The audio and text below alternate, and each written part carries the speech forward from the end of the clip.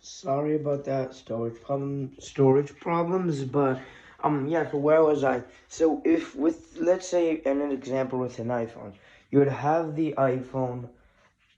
Let's say you have had the iPhone X, which is a good phone, but you could upgrade, right? Like I have the iPhone XS Max.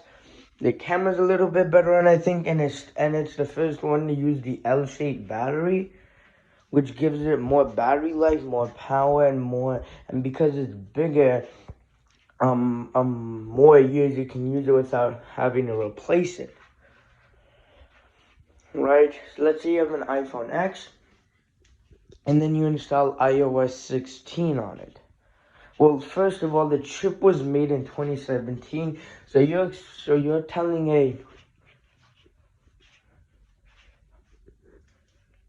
you're telling a 5-year-old chip to run one of the most newest OSs, right? So first of all, it might struggle a lot with that, right? Like first of all, you may notice a drop in performance sometimes, but that would be kept to a minimum, and your battery life would be taken down a lot simply because there's a lot of stress on the chips, right? Like on the powering chip, the A something, right? So which would cause less battery power, and then the new OS would also demand more battery power, which would cause you to charge your device more, and the more frequently you charge your device, the more your battery degrades over time. So my theory is that when Apple slowed down older iPhones running newer iOSs, the main reason they did it was so then that way the phones didn't have to be charged more, right? Because if they did have to be charged more, the battery would have to be more and more degraded, which means that if your phone dies or if you lose it, right, and the power runs out to sustain the lithium-ion battery, it won't become unstable. Well, it would take a lot more time to become unstable because it requires less charging. The battery would be able to hold more of a charge and more charging, right? So it would last a long amount of time, right? And also, with iPhones, when you power them off for an extended period of time, they just use the bare necessities to keep the lithium-ion battery on, and that's pretty much it, right? So with Samsungs, right, they're getting older phones to run newer OSs, right? It stresses on the chip and the battery, which causes less and less battery life, right, which causes more recharging, which degrades the battery even further. And then if you do put it in a collection or something, then there's a high chance because the battery is degraded enough, it will take a lot sooner for the battery to become unstable and thus expand, right?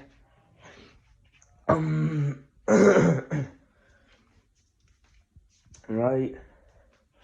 So that's why it's also kind of been reported that if you regularly use your phone, then it's not that big of a deal because you regularly charge your phone, right?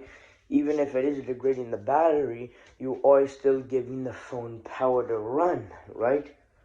So that's why if you keep on using your phone, you probably won't experience this problem simply due to the fact that I would just say simply due to the fact that you are giving it more power to run with a lithium-ion battery continuously.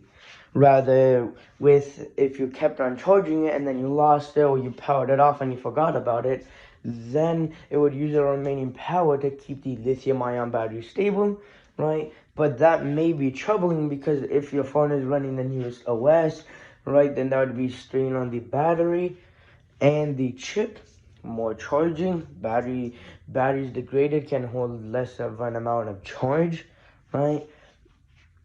And thus it would take a lot sooner for the lithium-ion battery to become unstable and expand.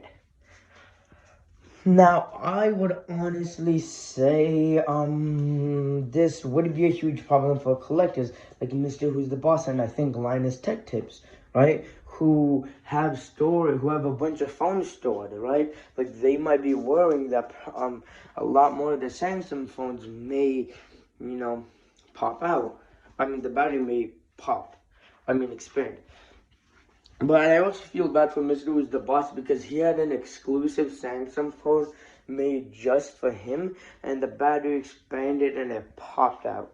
Wait, it didn't pop out, the battery just became unstable. Now, would I be concerned over this? Well, it depends, right? I actually would not be concerned over this if I had a Samsung. I don't. My sister has one, but she barely uses that because for some reason it won't. She lost her charger, the box, the charger the charger, the one that came in with the box. She tried to use any other USB Type-C charger, but it just would not work.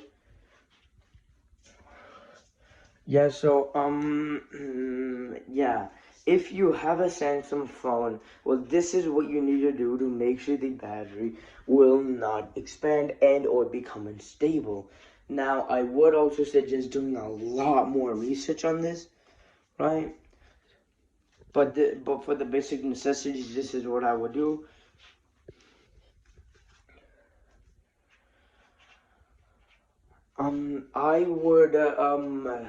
I would just gather up all the Samsung phones you have in your house, and then every Wednesday put them all on charge, and then like just to just use them all until they're dead, right? And keep on doing that every day. Well, I'm joking. Nobody will actually do that, right? Like, come on. So if you actually do have a bunch of Samsung phones, right? And you're not, right, let's say you're not a collector or anything, but you still have a lot of Samsung phones, then what I would recommend doing is I would either recommend giving, wait, okay, well, there's more to it. First of all, if you do have if you have a bunch of Samsung phones, first of all, make sure you use them frequently. If they're just sitting in a drawer, then that's bad, right? If you have a bunch of Samsung phones that you use regularly often, right, then you don't have to worry about it. But if you don't use it regularly, right, or often for a bunch of Samsung phones, then this is what I would recommend doing.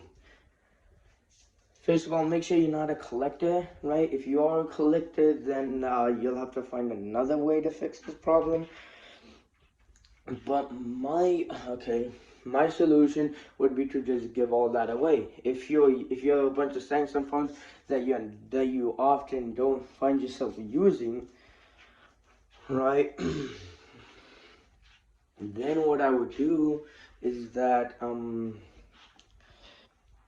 I would just either sell them or give them away to another family member. Now I would keep one or two phones as a backup phones, right? If I were you, or like if I need to do something with business or something, so sell like except for like one or two Samsung phones, right? Or just give them away to your family members, and boom. Yeah, it's finished. Yeah. And but this isn't highly recommended. It's just, if you are worried about the situation, that it is what you could do. If you are not a collector and you don't use if you have a bunch of Samsung phones and you are not a collector and you do not use them often, then sell all of them or give them away except for like one or two, right? And yeah. But if you are a collector, you'll have to find another way to fix it. I don't really know about that part. But yeah. Don't like them. Oh. But yeah. Okay.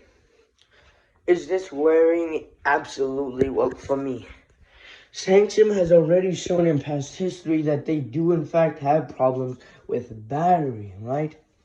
And I get it, right? It's not really Samsung's because hey, if the theory that I say is true, that the newer OS demands more stress on the chip with less battery, the OS takes more battery, which causes you to have less battery, more charging. Battery becomes unstable. You power it off, and you forget about it or you lose it. Then there's less and less power to be used to sustain the lithium-ion battery for an extended period of time. But with iPhones, what they try to do is that they would on older phones they would actually try to slow down the OS, right? To to stop the batteries, to stop the battery from draining so much, so then you wouldn't have to recharge it more and more, and which would degrade the battery. And if you lost it or forgot about it, then it wouldn't become unstable, right? Right? So Apple would, I think, Apple was in the right there, right? Like they kind of predicted it, like, hey, if the new OS takes more stress on the chip and battery, that means less battery, more charging. Battery gets degraded faster if you power it off and forget about it or lose it, right? Then the degraded battery can't hold much of a charge anymore, right? And the charger and the energy may be used in a longer amount of time because it's simply degraded more, right? Which could cause the batteries to be unstable, so we'll just slow down the OSs to stop this problem. But then they were forced to stop, I think. I don't really know about that part. I think they may still do it, but I'm kind of on Apple's side for that one. They slow it down if they slow it down into enough of a point where you won't notice it, then I don't care. Even if you notice it a little bit, right, then I would kind of understand. It's to make the lithium ion battery stable, right? So yeah, I'm kind of on Apple with this one, and I am also worried about future Samsung phones having new battery problems, because first of all, along with it being a safety hazard, killing and or injuring people. Imagine if it was on a plane. Imagine you just got the newest Samsung phone and you went on an airplane and then it blew up, right? Right. I think that already happened with an Android tablet, but yeah, that's personally why that's why we're an Apple family, I think, right? It's because Apple hasn't, from what I remember, there's no battery issues with iPhones. The most problem we got was that with the iPhone 14, the camera would shake a lot, even if you weren't shaking it, right? But Apple is fixing that, so, and I think if you just go to a repair shop, they'll repair it for free. Well, once they figure out how to fix this problem. There was the Bengay situation, right? And the butterfly keyboard, and the iMac, and the trash can Mac design or whatever. But yeah, that's pretty much Apple's L's based off my memory. With Samsung L's, first of all, the batteries have been shown to explode and the problems are still present. Okay. Second of all, the Face ID, the Touch ID can be easily went through. Basically, when Samsung announced a new way to unlock your phone, it was iris scan or whatever, Touch ID, Face ID, something else, right? And then they were bragging that Apple only has one way to do it. But then it was found out that you could easily bypass it. With the Touch ID, you could just get $100 worth of machines, and it would be able to bypass the Touch ID feature. But want to know why? It's because Apple's Touch ID was better. Basically, what Apple's would do is that it would check if you're alive. Along with recognizing the fingerprint, it would send it would send a little bit of a amount of electricity into the thing that you set up Touch ID with. Once it did that, I think it would either provide a response or it would check if you were in fact alive, and if you weren't, it would not let you in. But with Samsung's, it's using the digital one, and you can't do that. right? And the iris scan could also be easily infiltrated, and the other one could also be easily infiltrated. The most secure way to get in would be Face ID, right? But yeah, so Samsung, I'm just saying, step up your game, right? Like, in America, most people have iPhones, right? And you might be saying, oh, but data, well, Android isn't a phone company, it's an OS. Android, I think they make phones that mostly made as a Google Pixel. Even then, it's not labeled as an Android. It runs Android, though, I think. Android is an operating system that a bunch of phones use, while iOS is an operating system that only one company uses officially. So, yeah, Samsung, step up your game, man. I am an Apple fan, but I still care about the hazardness of phones. And you've been repeatedly shown to have battery problems, so step up your game. Do better, be better, Samsung. You could injure a lot of people if you had another battery problem. Step up your game.